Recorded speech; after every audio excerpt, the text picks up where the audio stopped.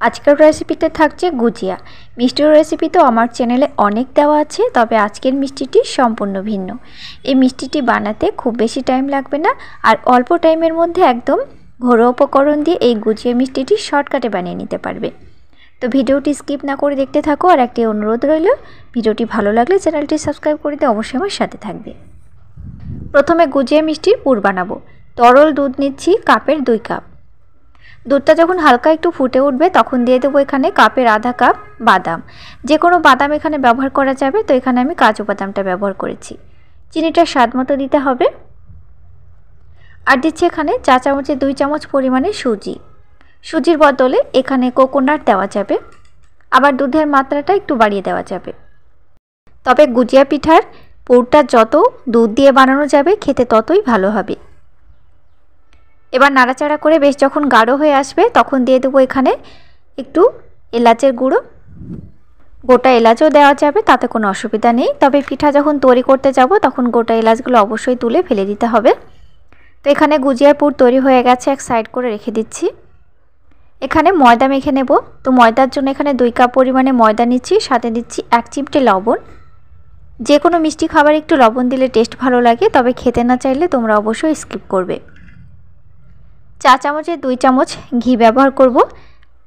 ঘিটা তো অবশ্যই দিতে হবে, তাহলে গুজিয়াগুলো খেতে বেশি ভালো লাগবে। প্রথমে শুকনো উপকরণের সাথে ঘিটা খুব ভালো করে মাখিয়ে নিতে হবে।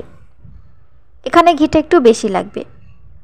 যখন দেখা যাবে দেখো হাতের মধ্যে মুঠো হয়ে আসছে আর এখানে ময়দার কালারটা পুরো চেঞ্জ হয়ে গেছে, তখন বুঝে নিতে হবে গুজিয়ার জন্য এই ময়দাটি একেবারে পারফেক্ট। এবার হালকা হালকা ঠান্ডা জল দিয়ে মেখে নেব। গুজিয়া খাস্তা করতে গেলে শুকনো উপকরণগুলো অবশ্যই হাত দিয়ে প্রথমে মেখে নিতে হবে। দেখো ডোটি খুব ভালো করে মাখা হয়ে গেছে। এবার ছোট ছোট করে আমি লেচি কেটে নিলাম। এখানে 6 ভাগে ভাগ করে নিয়েছি। রুটিগুলো একটু সাইজে বড় হবে আর একটু মোটা হবে। দেখো বেশ বড় সাইজ করে রুটিটা বেলে নিয়েছি। এবার আমি এখানে দিয়ে দেব পুর। প্রথমে যে দুধের পুরটা বানিয়ে রেখেছিলাম সেটাই দিয়ে দিলাম। এখানে তোমরা মাওয়ার পুর দিতে পারো, আবার এখানে দুধের মালাই দিতে পারো, তাতে কোনো অসুবিধা নেই। তবে পিঠাগুলো সাইজে একটু বড় হবে। এবার চারিদিক দিয়ে মুখটা হালকা করে একটু চেপে দেব। প্রথমেই যথেষ্ট পরিমাণে ঘি দিয়ে আমি ময়দাটা মেখেছি, তো এখানে বেলন চাকিতে লাগার কোনো সম্ভাবনা নেই। আর এখানে কখনোই শুকনো ময়দা ছড়িয়ে বেলতে যাবে না, তাহলে পিঠাগুলো দেখতে অতটা ভালো লাগবে না। আর ওপরে শুকনো ময়দাগুলো পুড়ে গেলে দেখতে একদম বাজে দেখাবে। দেখো কত বড় বড় করে পিঠাগুলো তৈরি করে নিয়েছি। এবার আমি চারিদিকে ডিজাইনটা করে দিচ্ছি। প্রত্যেকটা গুজিয়া পিঠাতে ঠিক এইরকমই ডিজাইন দেওয়া থাকে, দেখতেও ভালো লাগে। দেখো ফ্রেন্ডস, পিঠাটি তৈরি হয়ে গেছে কত সহজে। তো এইভাবে সবকটা পিঠা আমি বানিয়ে নিচ্ছি। পিঠাগুলো সাইজে একটু বড় হবে, আর এই পিঠাগুলো আমি লম্বাকৃতি করেছি। তোমরা এখানে চৌকো করে করতে পারো, তাতে কোনো অসুবিধা নেই। চলো এবার পিঠাগুলো ভেজে নিই। এই গুজিয়াগুলো খাস্তা করতে গেলে কখনোই ধোয়া ওঠা তেলে ছাড়তে যাবে না, তাহলে উপর থেকে ফোসকা হয়ে যাবে আর কখনোই খাস্তা হবে না। তেল থেকে যখন হালকা পরিমাণে একটু বুদবুদ উঠতে শুরু করবে তখনই বুঝে নিতে হবে তেলটা গরম হয়ে গেছে, তখনই গুজিয়াগুলো ভাজতে হবে। গ্যাসের ফ্লেমটা একদম মাঝারি লো আঁচে রেখে সময় নিয়ে ভাজতে হবে, তাহলে গুজিয়াগুলো বেশি খাস্তা হবে। লালচে ব্রাউন কালার ধরে গেছে, দেখতে পাচ্ছ। এবার আমি উঠে নিয়েছি। দেখো কতটা পরিমাণে খাস্তা হয়েছে।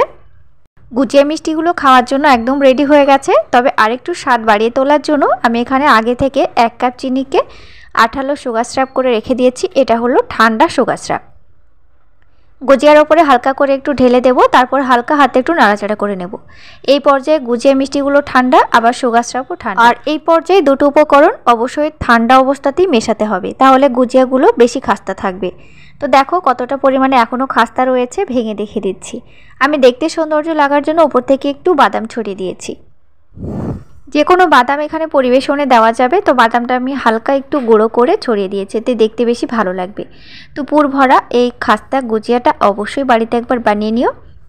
একেবারে ঘরোয়া উপকরণ দিয়ে আর শর্টকাটে বানিয়ে নিতে পারবে। সাথে চ্যানেলটি সাবস্ক্রাইব করে দিয়ে অবশ্যই আমার সাথে থাকবে। তোমাদের সাথে দেখা হচ্ছে আবার নেক্সট ভিডিওতে। Thank you.